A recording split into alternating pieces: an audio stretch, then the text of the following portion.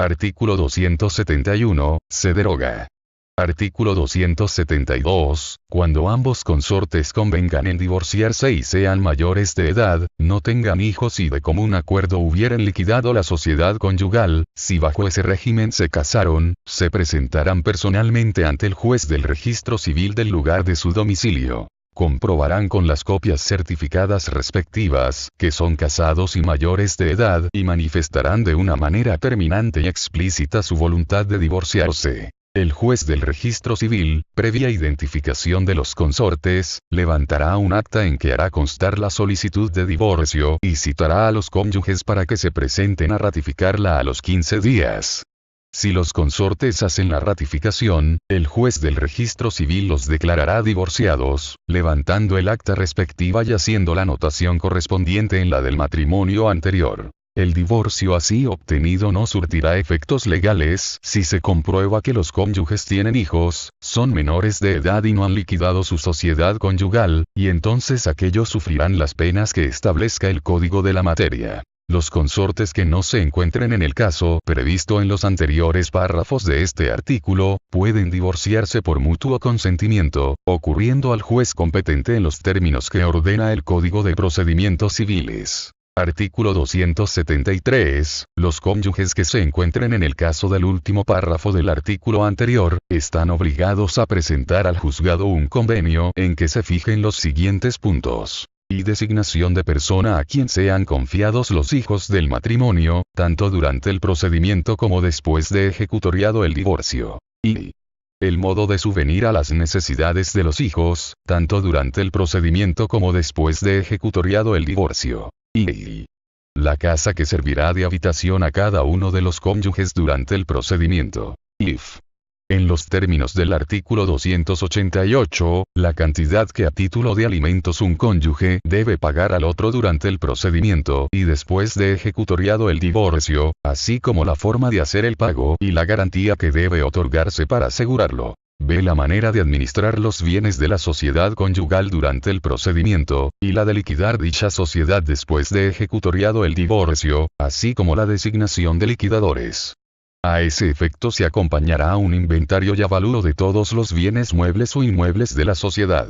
Artículo 274. El divorcio por mutuo consentimiento no puede pedirse sino pasado un año de la celebración del matrimonio. Artículo 275. Mientras que se decrete el divorcio, el juez autorizará la separación de los cónyuges de una manera provisional, y dictará las medidas necesarias para asegurar la subsistencia de los hijos, a quienes hay obligación de dar alimentos. Artículo 276. Los cónyuges que hayan solicitado el divorcio por mutuo consentimiento, podrán reunirse de común acuerdo en cualquier tiempo, con tal de que el divorcio no hubiere sido decretado.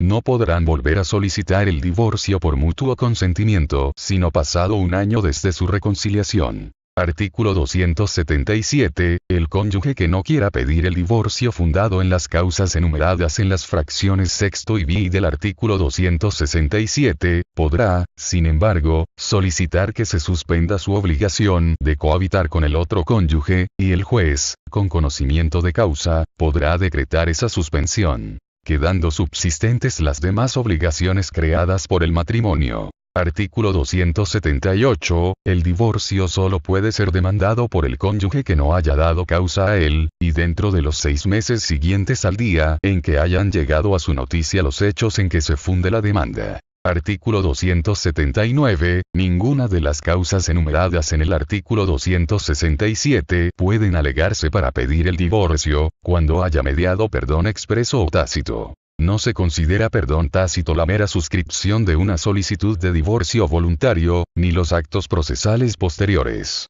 Artículo 280. La reconciliación de los cónyuges pone término al juicio de divorcio en cualquier estado en que se encuentre, si aún no hubiere sentencia ejecutoria. En este caso los interesados deberán denunciar su reconciliación al juez, sin que la omisión de esta denuncia destruya los efectos producidos por la reconciliación. Artículo 281. El cónyuge que no haya dado causa al divorcio puede, antes de que se pronuncie la sentencia que ponga fin al litigio, otorgar a su consorte el perdón respectivo. Mas en este caso, no puede pedir de nuevo el divorcio por los mismos hechos a los que se refirió el perdón y que motivaron el juicio anterior, pero sí por otros nuevos, aunque sean de la misma especie, o por hechos distintos que legalmente constituyan causa suficiente para el divorcio. Artículo 282. Al admitirse la demanda de divorcio, o antes si hubiere urgencia y solo mientras dure el juicio, se dictarán las medidas provisionales pertinentes, conforme a las disposiciones siguientes. Y, se deroga. Y. Proceder a la separación de los cónyuges de conformidad con el Código de Procedimientos Civiles. Y. Señalar y asegurar los alimentos que debe dar el deudor alimentario al cónyuge acreedor y a los hijos. If. Las que se estimen convenientes para que los cónyuges no se puedan causar perjuicios en sus respectivos bienes ni en los de la sociedad conyugal, en su caso. B. Dictar en su caso, las medidas precautorias que la ley establece respecto a la mujer que quede encinta. B. Poner a los hijos al cuidado de la persona que de común acuerdo hubieren designado los cónyuges, pudiendo ser uno de estos. En defecto de ese acuerdo, el cónyuge que pida el divorcio propondrá la persona en cuyo poder deben quedar provisionalmente los hijos. El juez, previo el procedimiento que fije el código respectivo, resolverá lo conducente. Salvo peligro grave para el normal desarrollo de los hijos, los menores de 7 años deberán quedar al cuidado de la madre.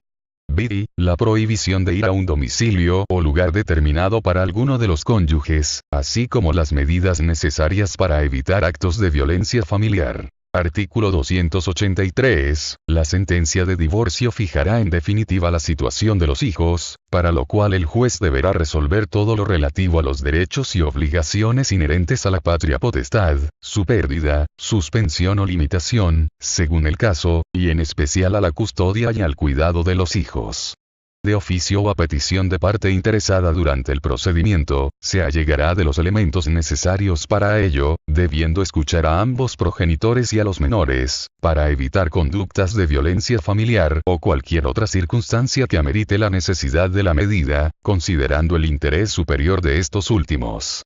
En todo caso, protegerá y hará respetar el derecho de convivencia con los padres, salvo que exista peligro para el menor. La protección para los menores incluirá las medidas de seguridad, seguimiento y terapias necesarias para evitar y corregir los actos de violencia familiar, las cuales podrán ser suspendidas o modificadas en los términos previstos por el artículo 94 del Código de Procedimientos Civiles para el Distrito Federal. Artículo 284. Antes de que se prevea definitivamente sobre la patria potestad o tutela de los hijos, el juez podrá acordar, a petición de los abuelos, tíos o hermanos mayores, cualquier medida que se considere benéfica para los menores. El juez podrá modificar esta decisión atento a lo dispuesto en los artículos 422, 423 y 444, fracción tercero. Artículo 285. El padre y la madre, aunque pierdan la patria potestad, quedan sujetos a todas las obligaciones que tienen para con sus hijos.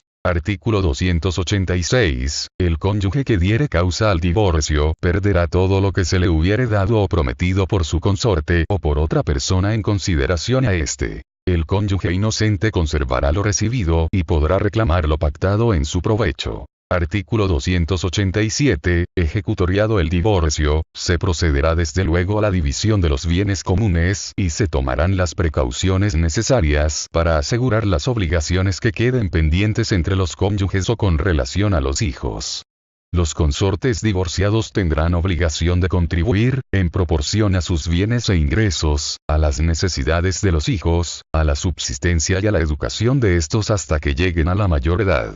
Artículo 288. En los casos de divorcio necesario, el juez, tomando en cuenta las circunstancias del caso y entre ellas la capacidad para trabajar de los cónyuges, y su situación económica, sentenciará al culpable al pago de alimentos en favor del inocente. En el caso de divorcio por mutuo consentimiento, la mujer tendrá derecho a recibir alimentos por el mismo lapso de duración del matrimonio, derecho que disfrutará si no tiene ingresos suficientes y mientras no contraiga nuevas nupcias o se une en concubinato. El mismo derecho señalado en el párrafo anterior, tendrá el varón que se encuentre imposibilitado para trabajar y carezca de ingresos suficientes, mientras no contraiga nuevas nupcias o se une en concubinato. Cuando por el divorcio se originen daños o perjuicios a los intereses del cónyuge inocente, el culpable responderá de ellos como autor de un hecho ilícito. Artículo 289. En virtud del divorcio, los cónyuges recobrarán su entera capacidad para contraer nuevo matrimonio. El cónyuge que haya dado causa al divorcio, no podrá volver a casarse, sino después de 2 años, a contar desde que se decretó el divorcio. Para que los cónyuges que se divorcien voluntariamente puedan volver a contraer matrimonio, es indispensable que haya transcurrido 1 año desde que obtuvieron el divorcio. Artículo 290. La muerte de uno de los cónyuges pone fin al juicio de divorcio, y los herederos del muerto tienen los mismos derechos y obligaciones que tendrían si no hubiera existido dicho juicio. Artículo 291. Ejecutoriada una sentencia de divorcio, el juez de primera instancia remitirá copia de ella al juez del registro civil ante quien se celebró el matrimonio, para que levante el acta correspondiente y, además, para que publique un extracto de la resolución, durante 15 días, en las tablas destinadas al efecto. Título sexto. Del parentesco, de los alimentos y de la violencia familiar. Capítulo primero. Del parentesco. Artículo 292. La ley no reconoce más parentesco que los de consanguinidad, afinidad y el civil. Artículo 293. El parentesco de consanguinidad es el que existe entre personas que descienden de un mismo progenitor. En el caso de la adopción plena, se equiparará al parentesco por consanguinidad aquel que existe entre el adoptado, el adoptante, los parientes de este y los descendientes de aquel, como si el adoptado fuera hijo consanguíneo. Artículo 294. El parentesco de afinidad es el que se contrae por el matrimonio, entre el varón y los parientes de la mujer, y entre la mujer y los parientes del varón. Artículo 295. El parentesco civil es el que nace de la adopción simple y solo existe entre adoptante y adoptado. Artículo 296. Cada generación forma un grado, y la serie de grados constituye lo que se llama línea de parentesco. Artículo 297. La línea es recta o transversal. La recta se compone de la serie de grados entre personas que descienden unas de otras. La transversal se compone de la serie de grados entre personas que sin descender unas de otras, proceden de un progenitor o tronco común. Artículo 298. La línea recta es ascendente o descendente. Ascendente es la que liga a una persona con su progenitor o tronco de que procede. Descendente es la que liga al progenitor con los que de él proceden. La misma línea es, pues, ascendente o descendente, según el punto de partida y la relación a que se atiende. Artículo 299. En la línea recta los grados se cuentan por el número de generaciones, o por el de las personas, excluyendo al progenitor. Artículo 300. En la línea transversal los grados se cuentan por el número de generaciones, subiendo por una de las líneas y descendiendo por la otra, o por el número de personas que hay de uno y otro de los extremos que se consideran, excluyendo la del progenitor o tronco común.